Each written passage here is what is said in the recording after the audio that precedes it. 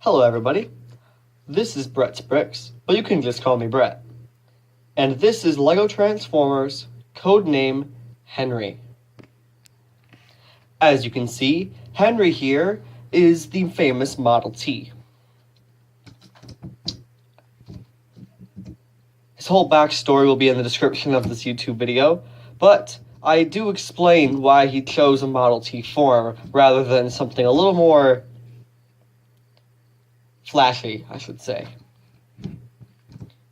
You'll see that he does have a weapon here that can come off, as always, and he rolls really well. But if you press down too hard, that happens. So that's fun. But it's just a simple fix. Just gotta straighten out the wheels again. You will also see that he has an open area. If I get this in closer, he actually does have a seat, and that is so his human companion, or at least I should say my filler Lego person I will use for pretty much all my videos, can sit perfectly in the seat. I would peg him in, but that just seems like too much of a hassle right now. You see here's the minifigure next to the Model T. It's a little big, but my goal when I create Lego Transformers is to make them all to scale with a Lego minifigure. Now take this guy off the shot. You will see in the back he has a spare tire and a back bumper. This is going to come in handy later. Just like any other car, he has 4 wheels, 2 very flashy headlights, the very iconic headlights, of course. I had to make sure I covered them and made them look exactly like you'd expect in a real Model T. It's got a tall windshield. Those are just 4 2x1, 1x2 bricks that are clear. 1 big tile here for the bumper, and this really cool grill piece that I only have 2 of. So yeah, I'd say he has a pretty cool alternate mode. Now for transformation, the part I am personally excited about. To transform codename Henry, you can first turn him around and take off this spare tire. This is actually part of the weapon later, and it's all for show. So this is the actual character. First thing I like to do is come in the back and fold up the bumper. It shouldn't be a surprise that, it should not be a surprise that the bumper is going to become feet later, as with a majority of Lego cars. Then, just stand them up. Pretty standard of a Lego Transformers car. And I turn it around. You see these side pieces are actually the arms. You can fold them out just to get them out of the way for now. And split what will be the legs. Now that they're split, you can rotate them around at the knee so that they can face the front, and spread his legs in kind of a weird position. Take the seat and fold it in. Straighten out the legs so we can actually stand. There we go. Looking good. I'm going to back up the camera a bit. From here, now I'm going to zoom this in, you can see he has clip hands that you can just take and rotate around. There we go. Do the same on the other side. Take this hand and rotate around. Now he has hands. We'll back him up. Here on the side, that's kind of a weird figure, so you can take this and just fold it down. Kind of giving him a hunchback, but I kind of like the character it gives him when his robot mode's complete. From there, as I showed you earlier, these wheels fold up, which is part of his transformation. You can then take this and rotate it so it's upside down. Back it up. So it's like this. And last but not least, fold this down and fold the arms up against the wheels. Straighten out the arms.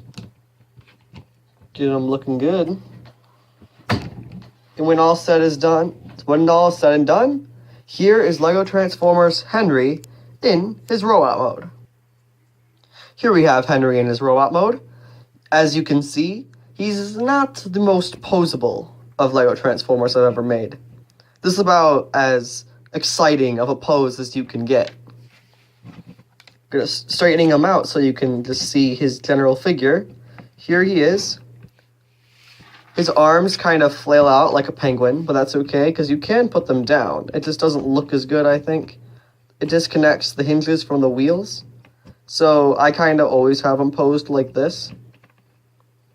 See, he's kind of sturdy. He's a little wobbly. He does fall over, mostly because of this backpack he suffers from. But I will show you what his backpack can do in a little bit. Just going to get a 360 of this guy. Here he is from the front, the side. He, like I said, he has a hunchback, and he kind of walks leaning forward. But like I said, it kind of gives him an interesting character. From the back, not much to see. It's just a generic back. From the side again, and back to the front. See, here's that gun I pulled out earlier, and here's that wheel, and quite simply, you can take it and peg it together to create a gun that kind of looks like a Tommy gun you would see gangsters use back in the time period of this vehicle. Think people like Al Capone, who did come after the RLT, of course, would use a lot of guns like these, and I just thought it would be a cool weapon to give an old-timey car like this one. Just like any other, it just pegs in his hand, so we can hold it. And now you can really get exciting poses. Random jump cut. Anyway, here he is with his gun. You will notice that his back seems suddenly clear. This is because this part actually comes off and becomes a shield. The purpose between him having a shield is I was originally going to have him wield an axe, but of course I ended up liking the Tommy gun idea more once I thought of it. But the shield does still come off, and it does still work. He holds it nice and easily, and I think he looks pretty cool holding these two weapons. For posability, though, I'm going to take these off. You will see that his legs are on these double-hinged, ball joints, the miniature ball joints you'd find in Mixel sets, allowing him to have an almost 90-degree bend at the knee, but not forward, as well as really good leg movement, although I can't see anyone moving their legs this much when they run. His feet have a pivot, but that's mostly because of transformation. His arms go all the way back, all the way forward. His hands can move around, mostly from transformation. His arms also move here at this weird, I guess you could call it a shoulder joint. And the head is pretty much stationary. It's part of this whole assembly, so it doesn't have the ability to totally rotate, sadly. But he kind of has a big, long visor, so I like to imagine there's like a light in this visor, and it kind of moves around like a pupil and an eye, allowing him to see in different directions. Anyways, that's about all there is to cover about Codename Henry. If you liked this video, go ahead and drop a like. That'd be much appreciated for a new YouTuber like myself. If you really liked it, go ahead and subscribe. If that's not what you want to do, that's fine. Anyway, this has been Brett Bricks. Thank you for watching, and I'll see you in the next video.